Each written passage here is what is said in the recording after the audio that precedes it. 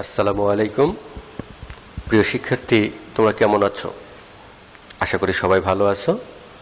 তোমাদের এই ছুটির সময়ে অনলাইন ক্লাসের ব্যবস্থা করায় অত্র প্রতিষ্ঠানের সম্মানিত সভাপতি স্যার এবং অধ্যক্ষ স্যারকে ধন্যবাদ জ্ঞাপনের মাধ্যমে আমি আমার ক্লাস কার্যক্রম শুরু করছি।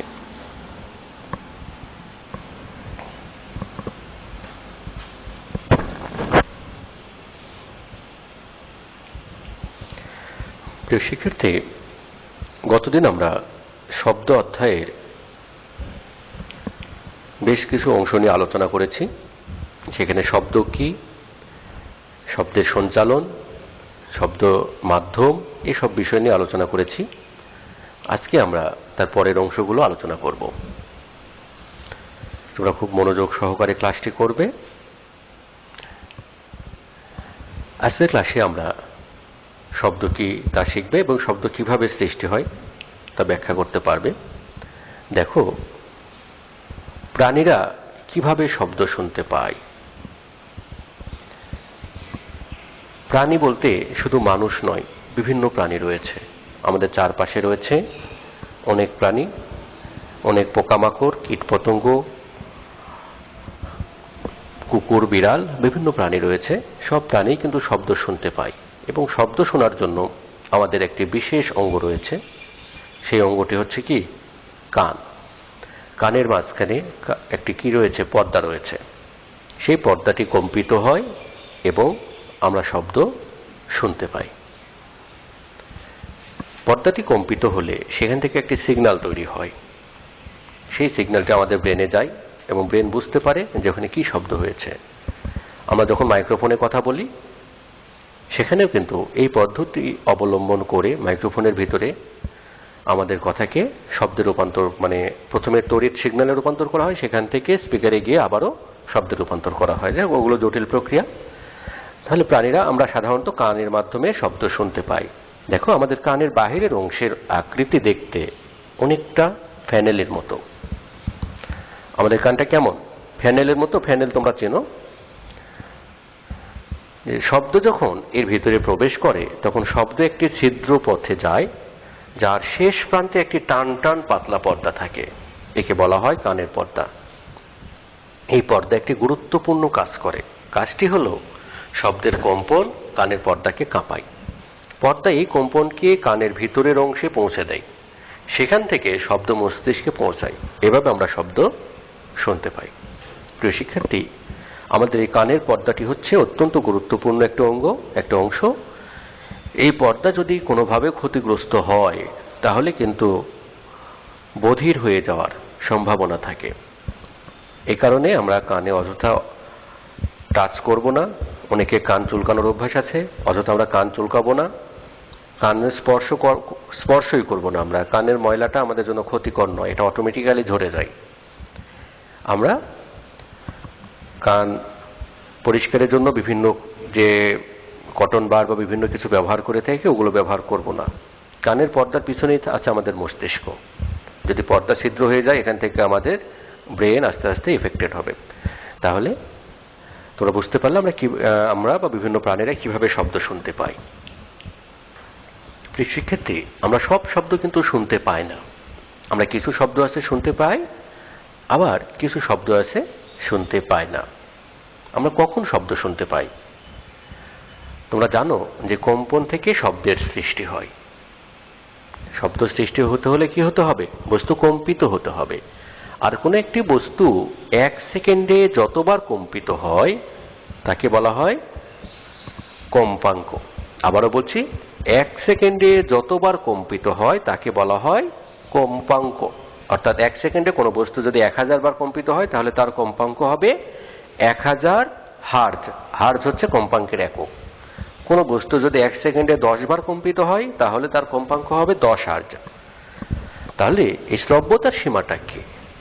শ্রব্যতার সীমা হচ্ছে কোনো বস্তু যদি 20 থেকে 20,000 হার্জ কম্পাঙ্কের শব্দ বার কম্পিত হয়, যে কোনো বস্তু যদি 20 থেকে 20,000 এর মধ্যে কম্পিত হয়, তাহলে সেই বস্তুর শব্দটা আমরা শুনতে পাবো।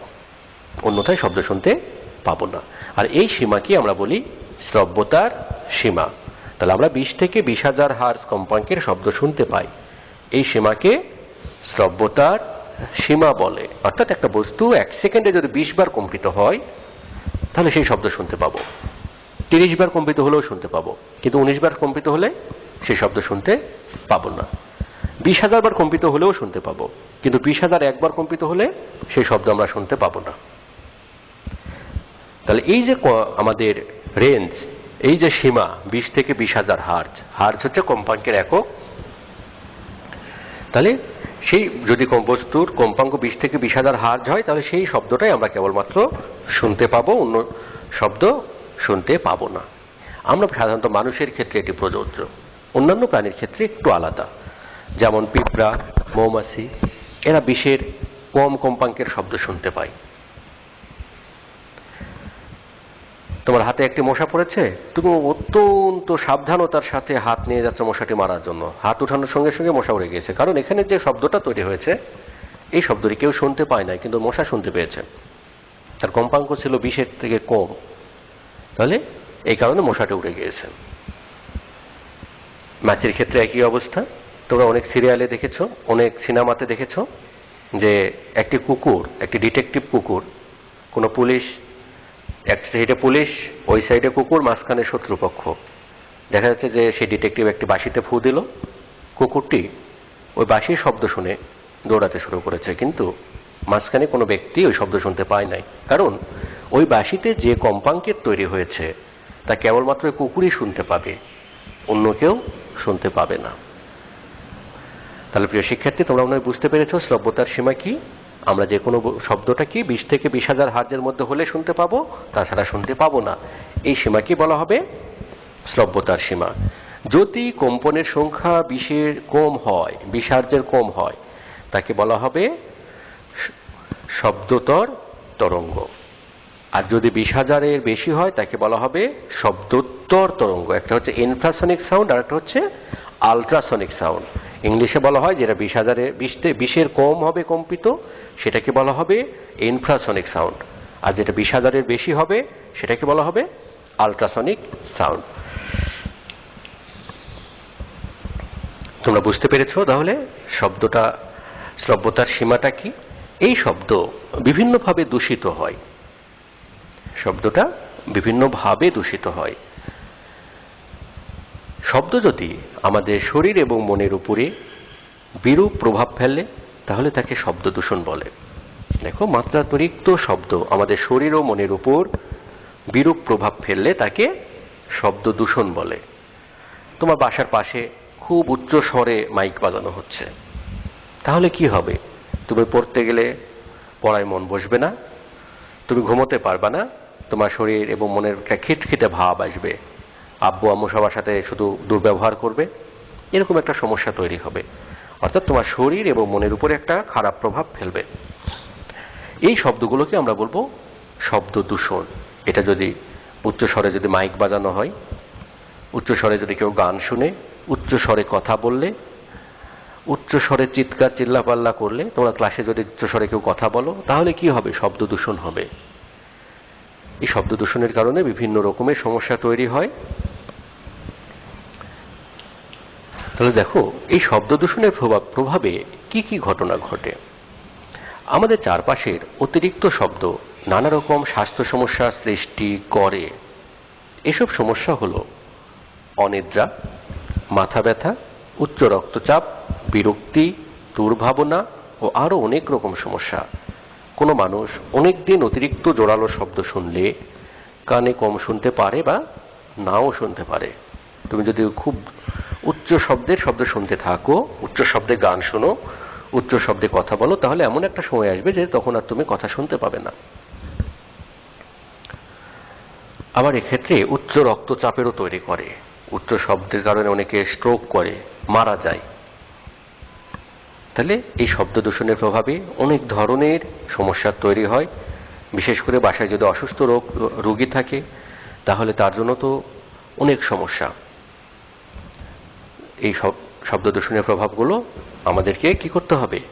শব্দ দূষণের প্রভাব থেকে বাঁচতে গেলে আমাদেরকে শব্দ দূষণ প্রতিরোধ করতে হবে। তো শব্দ দূষণ প্রতিরোধের উপায় কি কি? শব্দ দূষণ প্রতিরোধ করতে হলে কি করতে হবে? নয়েজ সৃষ্টিকারী সব কিছুকে এলাকার বাহিরে রাখতে হবে। যেমন ধরো কলকারখানাগুলো একটা নির্দিষ্ট এলাকায় স্থাপন করতে হবে, যাতে তার শব্দটা আমাদেরকে বিরক্ত না করে বা আমাদের এলাকায় শব্দ দূষণ না করে। তার কলকারখানা স্থাপন না করলে তো চলবে না, কিন্তু তার জন্য একটা নির্দিষ্ট এলাকা থাকতে হবে। নয়েজ সৃষ্টিকারী কোনো কলকারখানা আবাসিক এলাকায় স্থাপন করা যাবে না। যানবাহনের হর্ন যতটা সম্ভব কম বাজাতে হবে। তুমি মোটরসাইকেলে বা সাইকেলে করে যাচ্ছ, ইচ্ছা করলেই সাইকেলে বেল বাজানো যাবে না, ইচ্ছা করলেই মোটরসাইকেলে হর্ন বাজানো যাবে না, বা অন্য গাড়ি যারা চালায় তাদের ক্ষেত্রেও একই কথা, যে এই হর্ন যতটা সম্ভব কম বাজাতে হবে, প্রয়োজন ছাড়া বাজানো যাবে না। তাহলে কি হবে? শব্দ দূষণ হবে না। বিশেষ করে যেখানে হাসপাতাল রয়েছে, হাসপাতালের সামনে, স্কুলের সামনে, এসব জায়গায় তো হর্ন বাজানোই যাবে না। ও সেই সব জায়গায় দেখবা লেখা থাকে নো হর্নিং বা নো হর্টিং। তো এইসব ক্ষেত্রে আমরা হর্ন বাজানো থেকে বিরত থাকবো বা সাইকেলে বেল দেওয়া থেকে বিরত থাকবো। রেডিও, টেলিভিশন, অন্যান্য বাদ্যযন্ত্র উচ্চ শব্দে বাজানো যাবে না। রেডিও, টেলিভিশন এগুলো যদি আমরা উচ্চ শব্দে বাজাই তাহলে সবার সমস্যা হয়। কিরকম সমস্যা হয়? যদি তুমি উচ্চ শব্দে টিভি দেখতেছো, কিন্তু তোমার পাশের রুমে তোমার ছোট ভাই বা বোন বা তোমার বড় ভাই বা বোন পড়ালেখা করছে, বা তোমার আব্বু আম্মা অফিসিয়াল কোনো কাজ করছে, তো তাদের কি হবে? ডিস্টার্ব হবে। এই কারণে রেডিও, টেলিভিশন, অন্যান্য বাদ্যযন্ত্র উচ্চ শব্দে বাজানো যাবে না। তোমার বাসায় না হলেও তোমার প্রতিবেশী, তোমার পাশের বাসায় সমস্যা হতে পারে, এই কারণে এই ধরনের কাজ করা যাবে না। রাস্তার পাশে, ঘর বাড়ির চারদিকে গাছপালা লাগাতে হবে, যাতে ঘর বাড়ির শব্দ কম পৌঁছায়। অধিক বৃক্ষরোপণের ফলে কি হবে? যে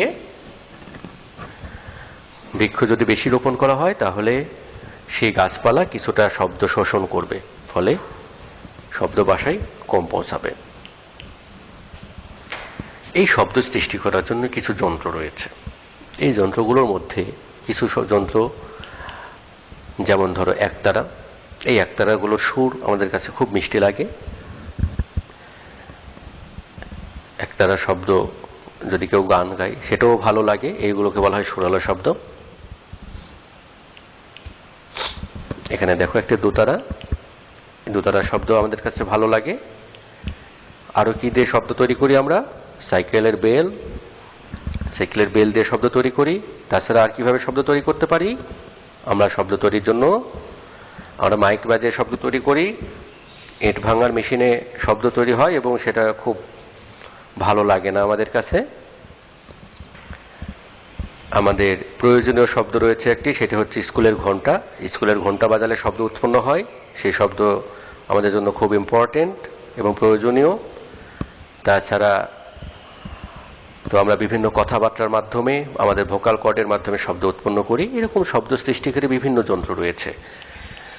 প্রিয় শিক্ষার্থী, আজকে যেটুকু আমরা পড়লাম এটুকু বাসায় সুন্দরভাবে অধ্যয়ন করবে, এবং তোমাদের জন্য বাড়ির কাজ রয়েছে। তোমাদের এই অধ্যায়টিতে আলোচনা শেষ। তোমরা যদি বাসায় বই এরপরে ফলো করো তাহলে তোমরা এই অধ্যায় সম্পর্কে একটি ভালো ধারণা নিতে পারবে। তোমরা বাসায় বসে অনুশীলনীর সৃজনশীল 1 ও 2 নাম্বার লিখবে। শুধু লিখবে না, মুখস্থ করে লিখবে। আমি আশা করি আমি যে আলোচনা করেছি সেখান থেকেই তোমরা অনেক সহায়তা পাবে।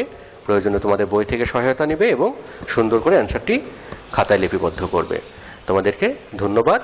প্রিয় শিক্ষার্থী, বর্তমান পরিস্থিতিতে আমাদের আতঙ্কিত হলে চলবে না, আমাদের সচেতন থাকতে হবে এবং নিয়মিত হাত পরিষ্কার করতে হবে এবং সামাজিক দূরত্ব বজায় রেখে চলতে হবে। ধন্যবাদ তোমাদেরকে।